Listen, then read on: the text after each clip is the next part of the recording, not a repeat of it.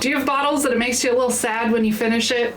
We have 10 here that we are slowly milking because we're going to be sad. We might shed a tear once we finish these bottles. Definitely.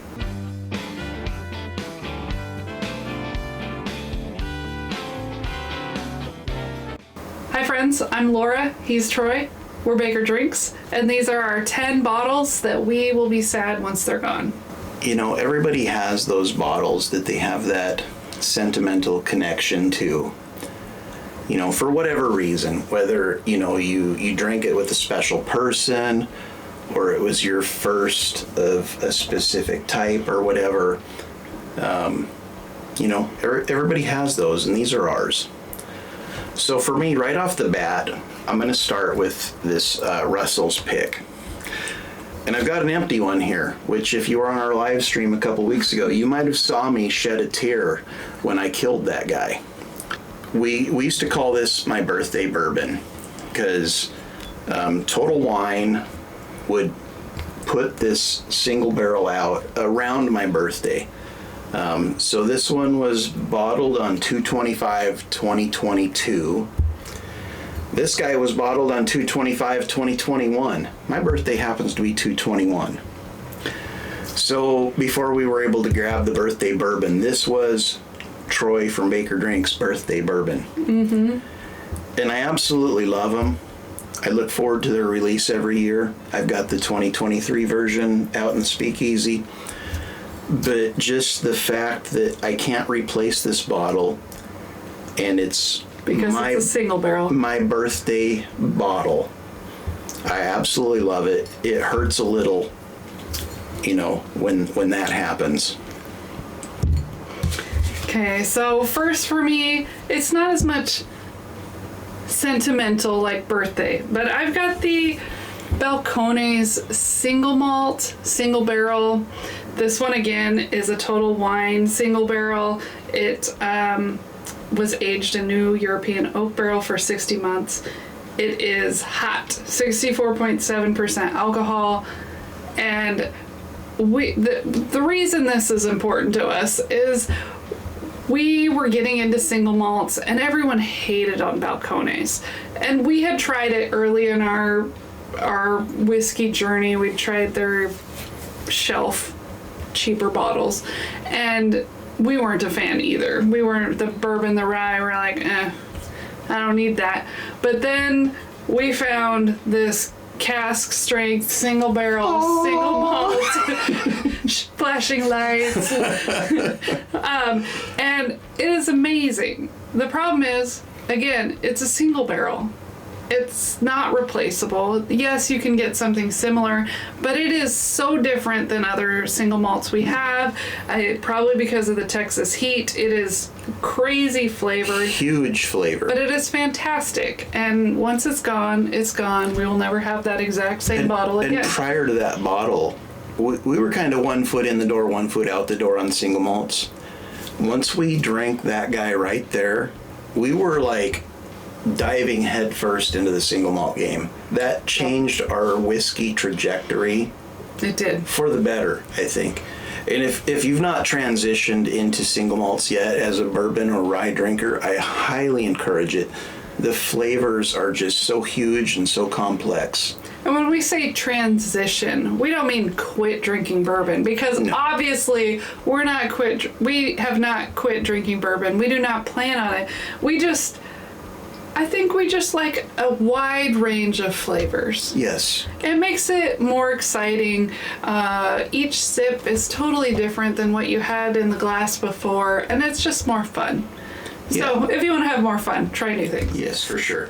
So my next bottle, this is the Redbreast 27. You know, it comes in a fantastic box. It's this cool frosted red bottle. It'd be perfect for Halloween. You know, put this a light guy's under that. 27 years old. It's just so stinking good. But what's special about this particular bottle to me, I have two sons. They're both over 21. The three of us went together in on this bottle. It's like a $600 MSRP bottle. So each of us paid a couple $100. I only drink this bottle when my two boys are in town with me. I'm kind of cracking up as I talk about this. And we share it with Laura because, you know, she's part of the family as well. Although I didn't go in on it. But we only drink this when the three of us are in town together. It's about half gone. It's just the memories I've had with this bottle, with my boys. It's irreplaceable. You know, we may buy another bottle when this one is gone, but this was our first. Yeah, maybe. Exactly. It's just got so many good memories. It can't be replaced, and it's gonna probably, I will literally probably shed a tear when that's gone. Anyway, so next one, we've got the High West Double Rye Store Picks.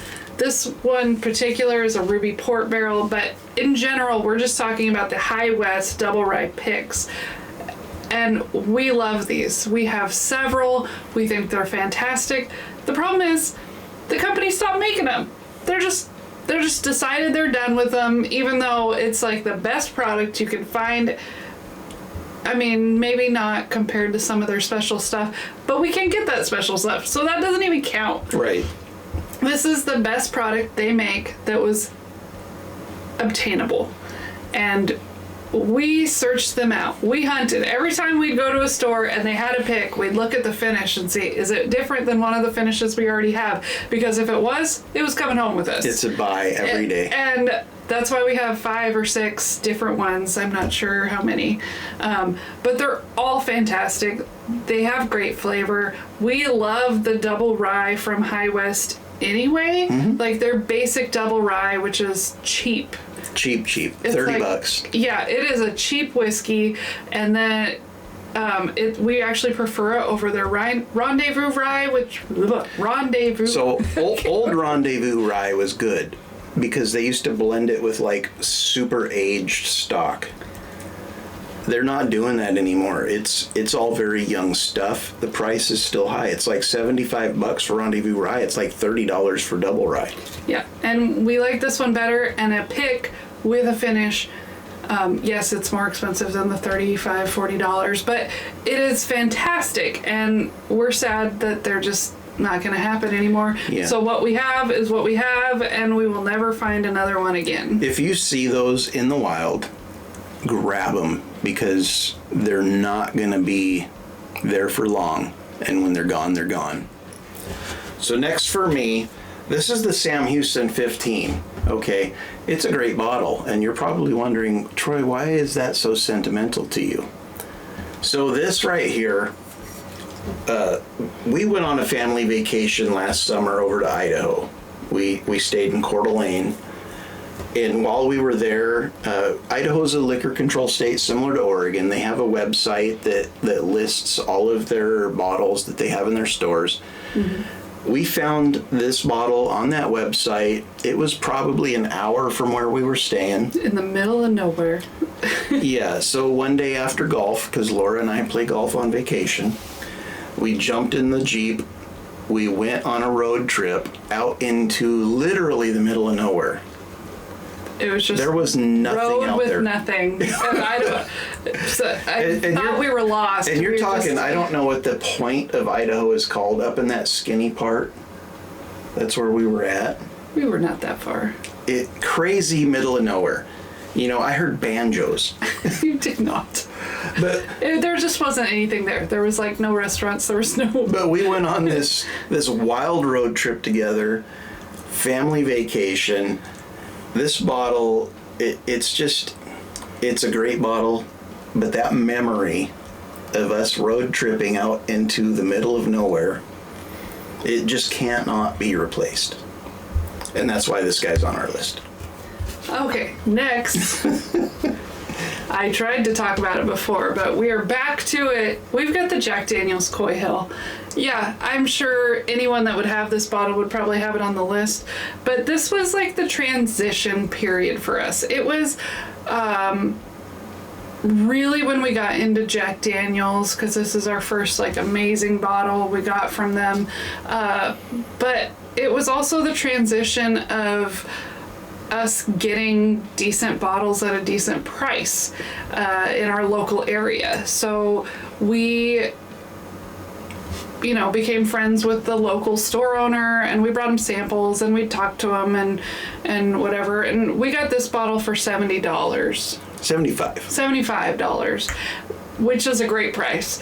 The problem is it was the very last bottle we got for a good price, because I think he realized after that he could jack the price up. It's just the world we live in, and it was a transition from we could find stuff local to us to now we drive 40 minutes to the closest liquor store that's not going to destroy our pocketbooks. But it was our first amazing Jack Daniels that got me hooked on it. I'm going to be a Jack Daniels fangirl for life now, I think. And it also was a transition to this could be a difficult hobby for us. So there's a lot of thoughts that go along with the bottle. And that's why it's on the list. Okay, so next for me, this is the Kentucky Owl Bourbon Batch 10. Okay, a lot of people love to hate on Kentucky Owl. It's ridiculously priced.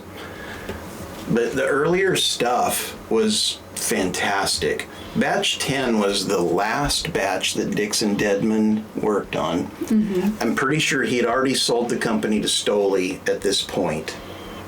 But he stayed on and he made Batch 10 before he left to start 2XO. And that's not why this is important. That's just a cool, fun fact. This guy is important to me because this was literally the first, crazy allocated super special bottle that Laura bought for me. This was for my birthday a couple of years ago. She hid it in the closet. She actually is horrible at keeping secrets from me. Horrible. As soon as I get something, I'm like, I got a surprise for you. But she kept the secret for 2 months. And I mean, I knew there was something in there and I didn't look. And she pulled this out. Actually, this one was Christmas. This was Christmas 2 years ago. Because the next one was my birthday. They're in the same time period, so. But this guy right here, first of all, it's batch 10. Unless you're going to pay crazy money, you can't replace it. And second of all, just the fact that she went out of her way to find a cool bottle online, because, it wasn't available here. We were already on to batch 11, I think, which is the non-Dixon Dedman batch. She found it for me. She kept it a secret. She gave it to me that Christmas. The first pour was with me and you and my 2 boys on Christmas Day. Mm-hmm. And just those memories, we cannot replace that. So when this guy's gone, and I've been milking it, and I'll continue to milk it, there's probably a couple of years left of juice in there. And I hate that word, juice. A couple of years of distillate. Anyways, this guy cannot be replaced. Super sentimental. I'm probably going to cry. So the next one, we have a Michter's 10. So this was 2021 also, I believe. This again was earlier in our whiskey hunting. Less than 100 bottles owned at that point. Oh, probably even less than that. Probably less than 50. Yeah. This was early on. We didn't have 2020 maybe. A crazy collection. 2020, I think. Does it say the year on it? I don't know. I don't know either. But what really makes this special is this is the first allocated, hard to find bottle that I purchased. And I was really excited about it. It had the netting on it, and it was super cool. And I came home and I'm like, look what I got. It was, there's a good chance we may never find a Michter's 10 again. And if that's the case, that's the case. But it's not so much about the bottle. It's just that it's the memory of this was the first allocated awesome bottle that I was able to purchase. Yeah, I think we literally went from the Blantons that I bought to that. Yep. And it's just such a solid hitter bottle. It's so good. Okay, so my next bottle, and if you were on our live stream a couple nights ago, you heard me talk about this. And, you know, I alluded to it a minute ago when I was talking about the Kentucky Ale. This is the Old Carter. It's the Batch 4 Bourbon. So Laura bought this for me for my birthday, which is in February, if you didn't figure out from the Russell's talk I did earlier. Again, she hid it in the closet for a couple months. I was super surprised. It's not hidden very well. It's just in the closet with the doors open usually. So if you want to find it, you're going to find it. Yeah. So, I mean, we're talking just slightly over half a bottle left. Again, just the sentimental value behind this bottle. This was in our Advent last year. I don't think it even did great in the Advent. I don't think it did. Mm-mm. But just the meaning and the value emotionally behind this bottle, it can't be replaced. Even if I found another Batch 4 in the wild, which I wouldn't, it wouldn't be the same because it didn't come from you on my birthday. I think you probably paid a premium for it. And I don't even want to know. They're not available here. But this bottle, it means so much to me. If the house was burning down and there was like 30 seconds where I could go grab some bottles, it would literally be these three right here. I hope he wouldn't risk his life for some bottles of whiskey, though. I mean, I might. But in the idea of it. I might. Those three bottles mean a lot to me. And at the end of the day, it's just whiskey, but the memories that come with those bottles, they cannot be replaced. The memories are still there. And then last, it's one of our newer bottles. We've got the Old Forester Birthday Bourbon. This is last year's. The new ones have been selected who won. We were not some of those winners. But it's, again, the reason why it means a lot to us is it's one that we have never even seen. So Washington, you can see pretty much any bottle you want. If you've got deep enough pockets, you can have anything you want. They're at all these liquor stores, except for this one. This one is not a bottle you see on the shelves at liquor stores. And now they've made it even more difficult because you have to win it in a lottery for a chance to buy it. There is no, which might be why there aren't any on liquor store. Now that I'm putting that together. You're doing the math. I'm doing the math. You have to win a lottery for the chance to win it. So Old Forester has started this thing where you have to win the lottery, and then once you win the lottery, you can't just order it and have it shipped to them. You gotta fly to Kentucky, go to their distillery, show your ID, show that it's you that won it, and then you can purchase it. Yeah. So you still have to purchase it after spending all that money to travel over there. But it's just an exciting bottle. We won't replace it because it's never going to happen that we'll see it again. We won it in a lottery. It's one that we looked for, have never seen, have never even been able to try it at a bar. That bottle was our first live stream. Oh, that too. We did a review of that bottle. It was literally Baker Drinks' first live stream. It was terrible because we were using Wi-Fi. We wanted to do it in the other room, and that's the only choice was Wi-Fi. So that's why we're in here now, because we can wire it in. But we really appreciate you joining us on our journey. I know these wouldn't necessarily be emotional bottles for all of you guys, but we would love to know what you're attached to. What bottles mean something to you. I know it doesn't have to be a fancy bottle. It can be a bottle you shared with someone and the memory of it is great. It can be something you tried somewhere you don't even have the bottle. I just want to know what do you have an emotional attachment to in whiskey? Yeah, leave it in the comments. You know, everybody always says whiskey's meant to be shared, and the theme through all of these was, you know, they were shared with family during special occasions. There's special meaning to how you obtained it. Everybody's got their reason for loving a bottle, and these are ours. This is our top 10. Yeah. So we appreciate you watching, and we'll see you soon. Cheers.